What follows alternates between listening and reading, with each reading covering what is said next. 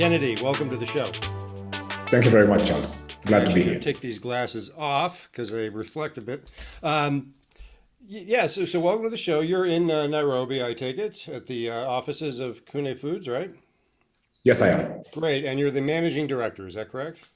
Yes, I'm the managing director for Kune Foods. Our founder is called Robin Richt. Great. So, a lot to get into in terms of your business model. Very interesting business model, has a lot of unique elements to it. It's one of the reasons we're excited to talk to you. First of all, just tell us a little bit of, just very briefly about yourself, kind of what your previous business journey was and what led you to Kune Foods. So I've been in the startup industry now for close to 14 years. I started off with Steamer Systems LLC, which is a pay-per-use renewable energy company. We provided solar electrical kits to people at the bottom of the pyramid, and it was very revolutionary. I'm also part of the founding team for Jumia, which is Kenya's largest e-commerce company. I've also been the CEO for Piggyami, which is Kenya's largest online classifieds here in Kenya. I've consulted for the likes of BFA Global, Catalyst Fund, Digital Divide, and also I've been in the Antler program where we try to come up with startups. So my experience in logistics, e-commerce was a good fit for Kune because we are a food distribution company as much as we are a food company. Right, which there's some interesting pieces there I want to get into in a second. So you sort of just answered the question, but I'll maybe ask you to expand on it a little bit. What attracted you to Kune? So the whole business model whereby Kune owns the whole ecosystem from sourcing for the raw materials, cooking the food and delivering is something that I would be very passionate about. And I felt that I have the necessary experience having an e-commerce and a logistics background. And when I reviewed the business model and the unit economics, it made sense to me, especially being from a startup background. And that is why I felt I need to give a helping hand to Robin and the team to scale this here in Kenya and then later in Nigeria. Okay, so I definitely want to get to the expansion issue, but let's start with just the basic business model. So as I look at it, I've written a bit about various pieces of this, like the cloud kitchen space and the virtual restaurant space. When I look at what you're doing, there's a few things that are interesting about it. One is it's not a cloud kitchen in the sense that a cloud kitchen is a platform that other brands tap into. You're using this to create the food under your own food concept, right? Yes. So, and is that the intention going forward, or do you have an intention to become both a cloud kitchen and a virtual restaurant? In other words, do you have the intention to use that capacity for others? So the capacity we have right now and our business model is purely being a virtual restaurant, sort of a dark kitchen. And Right. the beauty about this is that we cut out the middlemen. From our research, we saw that the restaurants put a markup, the platform puts a markup, and the delivery service provider puts a markup. And all this is passed down to the consumer. So what we did is that we are making meals for $4 maximum and $2 entry level. And that is also the cost of the delivery inclusive. So we are not making as big margins as other companies and other platforms are making because our premise is to give affordable, healthy, and nutritious meals to people, which have been cooked using high culinary skills because we've hired a team of very qualified international and local chefs. They're local chefs, but trained internationally, sorry. Okay, but they're local chef. Yeah, it's hard to have a. You can't cook virtually. But the food is very Kenyan food. It's the food concept is local sort of comfort food from what I'm looking at. Yeah. Yes. How would you describe it? Don't let me.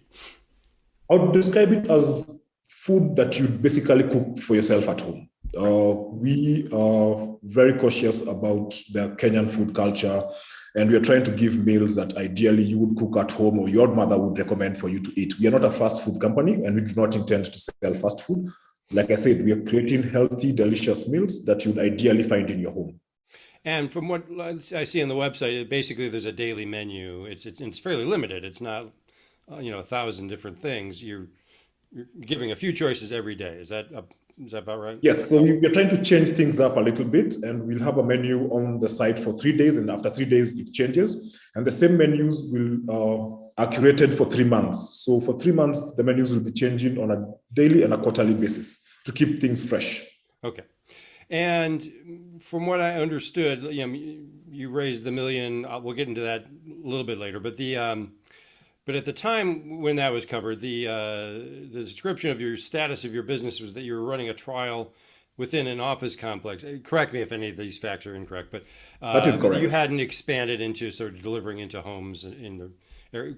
Talk to us about where you are right now with moving past So that trial.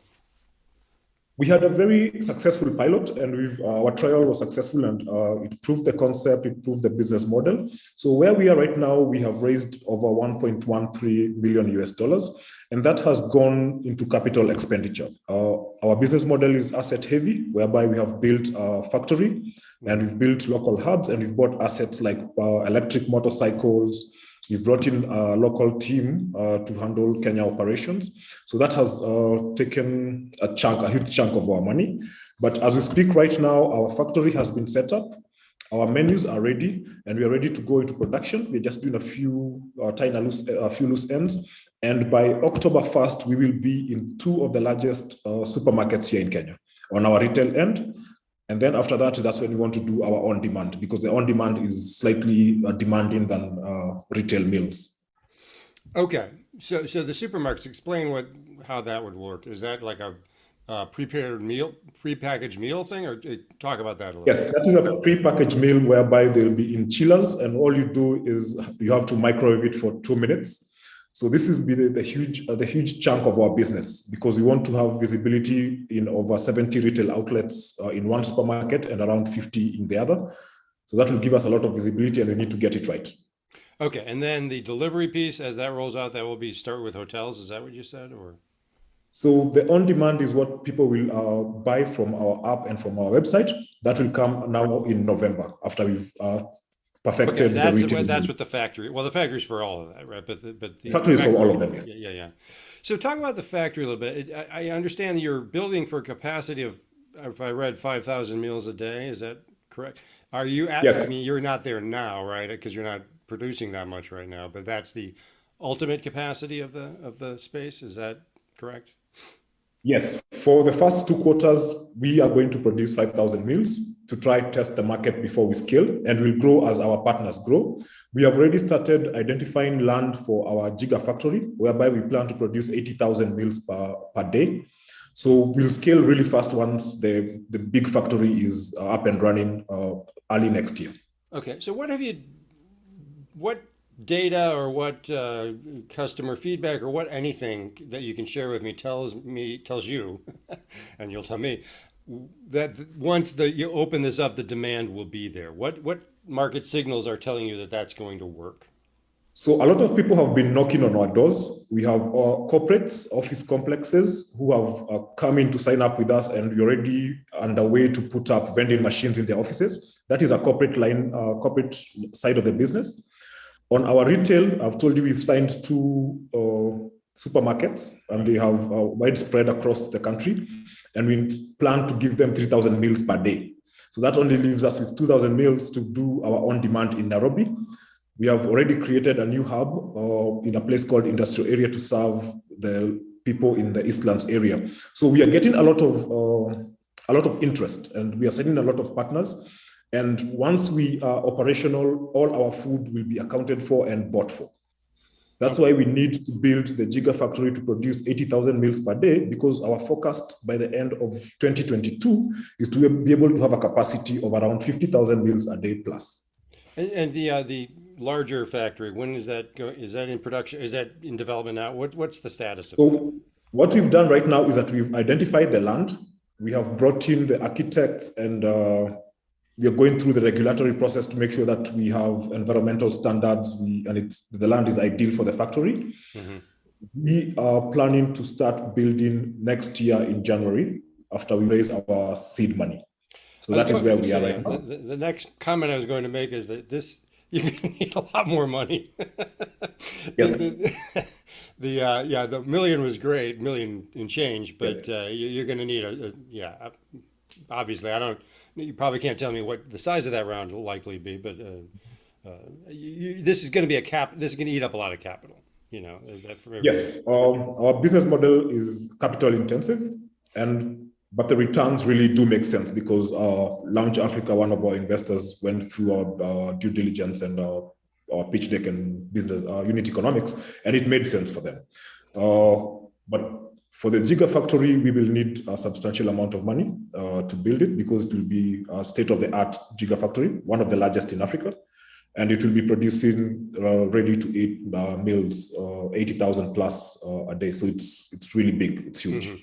So just a small point, the ready to meat, I understand that. I mean, you package them up in cellophane or whatever, and they're microwavable.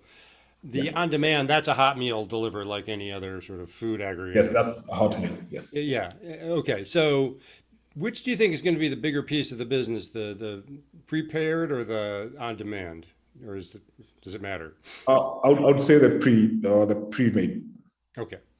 Okay. because So yeah, that's that's going to the interesting. That makes you supermarkets. very different from a lot of ghost kitchen virtual restaurant types, which are more about the on-demand, hot meals to the home. Kind of puts you again in sort of a hybrid situation, which is kind of describes your business in a lot of ways. So the other thing I'm curious, there's a lot of things to get into, but I'm curious about whether you're thinking about different food concepts underneath the same umbrella. I mean, this home cooked meal, I get it. It makes a lot of sense because that's what a lot of people, they just don't want to cook, but they want a home cooked meal. I get that. But is there thought about a Kune, I don't know, noodles or Kune, more fast food or more something, burgers? I don't know. But there's a million food concepts you could pursue. Is the idea to kind of extend your brand into other food concepts or? Yes. So these two products, the retail and the on-demand, are our entry-level meals. Yeah. We have created a huge menu, but we want to remain healthy. So we wouldn't go on the burger way. We'd explore other things. Mm-hmm. And one of the products that we are really passionate about is Kune Health, whereby it's a healthy alternative, green food, green salads. Okay. We also want to venture into Kune Baby, which is baby food for babies who are weaning off breastfeeding. Okay. Down the line, we also want to do pet food. So we have a whole line Pet of food, products that we want to that's a launch. curveball. I didn't expect pet food. Yes. Okay. Well, we'll get to that later. But and again, there's never any thought to becoming a third-party factory ghost kitchen for anyone else. So that is not in our lines right now, and we've been approached by other platforms also for them to sell our food. But we feel once we allow our brand to be sold in other platforms like Uber Eats or Global, the price will not make sense for the consumer because they put a markup of 35%, then add a delivery fee, and that will essentially make our food expensive just like theirs. So we want to own our whole ecosystem. Okay. So you're not. So you have no relationship with any of the food aggregators, I think of Uber Eats as a food aggregator because they I don't know, basically it's a directory of restaurants you can buy from. Obviously the markups are there and et cetera. So not being part of that, are you part of those in any way? No, we've decided not to be part of that because we want to keep the promise we make to our clients that our food will be affordable. Okay, that's fine. So then that leads to the sort of the branding and marketing challenge that you have. PR gets you so far. How else are you getting the word out? I mean, you just spend money on advertising, but then that's another pressure on the funding. But talk to us about how you're efficiently, getting your brand out there. So we want to leverage on digital marketing, so the normal search engine optimization and the ads. But because we have very good partners, the supermarkets that we are partnering with, we want to ride on their success on this, and we will use them exhaustively to make sure that we get the word out there. So our brand packaging call for action is for guys to buy also from the website, and also from the app. So we are trying to play and leverage on the success of our partners and also on digital marketing. Okay. And there was some talk about influencer marketing. Could you talk a little bit about how, with chefs, and I assume that would be with chefs and that sort of thing. But talk about that. Yes. So we are building our own studio kitchen, whereby we will be creating our own content. Mm-hmm. And where we are coming from is that because this is home-cooked meals done by professional chefs, we want to use influencers who are relatable. So one aspect is that we will be calling, or people will nominate their mothers, their aunties, or someone who they feel can make a good meal to be one of our content creators. Okay. We are also working with an artificial intelligence marketing company called iFluence, which is based here in Kenya, which is artificial intelligence marketing using influencers. Oh, I think we've written about them, I believe. Oh, yes. Yeah. So we are partnering with Nelson Aseka and his team to try to push the content using relatable influencers on Instagram. So those are the two ways that we are going to use the influencers. The influencers have to be relatable to our client base. So we're not looking for celebrity chefs. We are looking for the ordinary person. Okay, that makes sense, and that's that makes a lot more sense because it's not like you're not a. Don't take this wrong, but it's not like a fine dining thing. It's a comfort food, home cooked meal thing. So it's not about the celebrity chef. I would imagine that probably not really a natural fit. Okay, so I want to talk about the few more issues I want to get into. I want to be mindful of your time. The whole idea of this full integration with the delivery, etc. Talk about the thinking behind deciding to own your own delivery, because I would think that's a decision most don't make. I guess there's examples of both, but a lot would just say, let's just use bodas or whatever. And so talk about why you did that, because that's a lot more pressure on the capital, right? Yes, it's more pressure on the capital, and this was brought about because of what we want to offer our clients. And for us to be able to give them meals that are affordable, we need to own the whole value chain and try to cut as much costs as possible. Mm-hmm. One key area that you have mentioned about the bikes and all, we are getting 60 electric bikes, which will be ridden by lady drivers. So we've trained 60 lady riders, or captains as we call them, to do the delivery. And because they never get to see the people who are making the food, and they never get to see Kennedy, and they get to see the app, they only get to see the riders who's doing the delivery. So our app has to be top notch, and our riders need to feel that they are part of the company. That's why we are taking them as full-time employees, because they are the face of the company. So they're not gig workers? No, they're not gig workers. They're full-time employees, pensionable, and have health insurance. Oh, wow. Okay. And the choice of electric bikes, was that as much green branding as it was cost, or was that just cost-driven? Talk about that. So we looked at it from both ends, but as a company, we are profit-driven, and the economics of having electric bikes make more sense than having gas bikes. Mm-hmm. Also, because we want to bring in lady captains who will be riding the bikes, it's much easier to ride an electric bike than it is a motor-driven bike. So we want to make it easier and smoother for them on an operational perspective. Okay, that makes sense. So you have international expansion ambitions. Yes.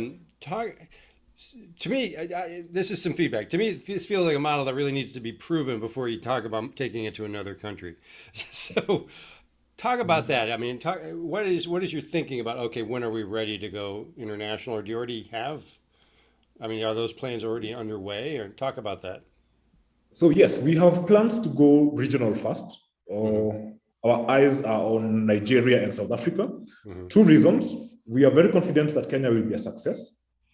2, we also want to ride on our venture capital's reach and areas of operation, because Launch Africa is in Nigeria and it is in South Africa, and they have all other existing businesses there that we feel we can partner for us to scale. And they have been confident with us, and they are going to help us do that. But with Kenya, we have no doubt that we will scale.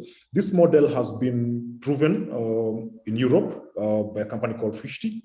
We are doing something similar, but not the same thing, because we are curating our own menus and customizing to the whole community. But we are very confident that this business model will be a success here in Kenya. Oh, okay. And so what is the timing? You said quickly. What does quickly mean in terms of the timing for international expansion? So we plan to be in Nigeria hopefully by next year. Okay, that's pretty aggressive, I would say. That's Um, pretty impressive. I would imagine there'll be a funding round before that happens, right? Yes. Okay, fair enough. And what is the size of your team when you have the drivers and the corporate staff and the kitchen staff, et cetera? How big are you guys right now? So we anticipate the full team at launch date in October to be 200. Right now, the riders are being trained and being onboarded, so we have not taken them in as an employee, and they are 60. But Hmm. as a team right now in the corporate office, we are at 30 now. Okay, okay, so still small but growing. Yes, still Now, small, it's but a once we question I start ask. now cooking the food, that's when Yeah, we'll grow. yeah. Question I ask everyone is because I hear this a lot, and you're not so much. I'm sure you have engineers because you have an app. You have everyone has engineers, right? But be obviously hiring a pretty good variety of skill sets. But I Yes. talk to everyone about because it's often raised this issue of access to talent being under some strain right now. Are you experiencing this? So for us, it's very different because we've attracted a lot of buzz, especially on LinkedIn. Hmm. And we've had to expand our talent team to cater for the number of applications that are coming in. Hmm. We've had partnership requests from companies that are abroad, especially Africans in the diaspora who want to give back to African startups. So we've Hmm. not had a huge challenge with talent, both locally and internationally, and also getting people who just want to help a startup, especially the guys in the diaspora, to grow. So we have a guy called Lami from Bantaba, who has brought together a huge collection of skilled Africans living abroad who are giving us a hand on a few things. Our talent team is also shortlisting a huge pool of qualified Kenyans who want to be part of the team. So we've not had a challenge with talent here. Okay, because I hear the what I hear is particularly in developers the price is going up because of so many international companies hiring Yes. remotely into Africa. But anyway, moving on. So I have to ask you about the controversy that came up when the when the fundraise happened, and I wrote about this a little more, like, sort of following the story. I saw what happened on social media. I have a couple questions. It seems to be dying down, at least in Yes. terms of just I've been following Twitter, just to see if it seems to be dying down. But when it happened, it took a lot of people, maybe who aren't in steeped in this by surprise. But were you surprised by this? And then how did it impact the business in terms of partnership discussions, investor discussions? I mean, what was the fallout really? And how did it cause any thinking, any changes to how you think about the business? So that incident was very unfortunate, and it comes on the premise of something that had happened before. There was a huge discussion on African startups uh, being not fully African owned. And that has been the discussion that has been going on, and we Right. cannot hide our face about that. Hmm. So we just took fire that was not aimed at us directly, but it was part of a bigger discussion. In terms of backlash and fallout, we were lucky enough because our investors knew what was going on. The team itself knew what was going on, and also our partners. Everybody knew that this is part of a bigger discussion, which is not about Kune at all. It is something that maybe the VC world needs to look at. Also, local investors need to invest more on companies in their own country than looking for investments elsewhere. So it's part of a bigger discussion that is not something that Kune can tackle alone. You're Bad back. internet. Yeah, bad So internet.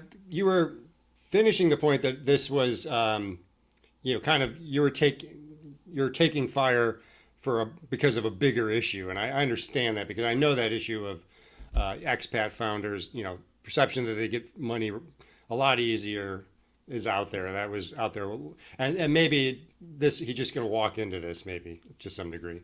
That's fair, but you were sort of saying that your investors get it. before the interruption in the line, and that they understood what was going on. There was no nobody was surprised in that Yes. sense. There's no backlash. It's a conversation that my founder has had with them, and they totally understand that this is a conversation that is not directed at Kune. It's only that we raised substantial amount of money for startup. We are part of a small team of startups in Africa that have raised 1 million pre-seed, and it drew attention, and which is totally understandable. But our partners are confident about us, our investors are partners are confident about us, and also we are cautious of that discussion also. And we would like to tell people who want to venture into the food tech space that there's enough customers for everybody, and nobody should shy away from this. Okay, so I guess there's no way to ask this, but directly. But has Robin sort of taken on a different role in any way because of this, or at least publicly? No, Robin is still our founder, and he's still very hands-on, especially on the factory creation. He's one of those guys who you'll find in the factory walking around trying to change things and make sure things are working. Okay. So he's still very much in full control. He's also in charge of the expansion and building the Gigafactory. For myself, I'm taking a role on the day-to-day running of things. Yeah. But he's still very much in the picture and still very much on top of things. Okay, great. Well, I'm glad we could address that because, my perception was, it was the dollar amount was kind of what had people, and maybe the way the founding story was positioned, which I'm guessing is probably not. It made it seem like, oh, after 3 days he figured the whole thing out. I'm sure there was way more to it than that, but that's kind of how it came across. And then with $1 million, I'm sure a lot of people are like, oh, come on, and. But that was probably based on it's never that simple. It's never I was here for 3 days and then I figured everything it's out. Never that simple because Robin has spent a considerable time in Kenya. Before he settled in Kenya, he had come for vacation very many times. He has spent around 2 years trying to build this company behind the scenes. And all this is documented on his pitch deck and his business proposal, his financial metrics to the investors. And I'm sure you know what it takes to get that type of money. They need to do a lot of due diligence. They need to have proof of concept. They need to make calls. Right. So we vetted the whole process, but I think people did not understand, and that side of the story was not given to them. And we totally understand where they're coming from, and we dealt with that. And an apology was given. Truth is, more Africans should be funded, right? And it's yes. There's no question about it. And I do talk to a lot of expat founders, so there's no question that is a thing. So it is understandable that if someone maybe comes across as a little too eager or whatever, that they're gonna and they raise a little too much money, that they're gonna spend a few days in the barrel, as we say. And I guess that's what happened. But these things tend to blow over, and I think that's probably what's happened here. And I think it's all really, is this business viable, and is it gonna? Are you guys gonna execute? That's what's gonna. And is the food good? Yes. So the burden now falls upon us to prove that the business model works, and also to keep on our promise of giving affordable, healthy, and delicious meals. So the burden is on us now to prove this starting this October. Great. Well, we wish you luck with it. I've used up about half an hour or so of your time, and I want to be mindful of it. I know you're a busy man. But this has been a great conversation. I feel I understand Kune a lot better now, and thank you very much, listeners will as well. So thank you very much for joining us. I really appreciate it. I really appreciate you taking the time to talk to me too. Okay, great.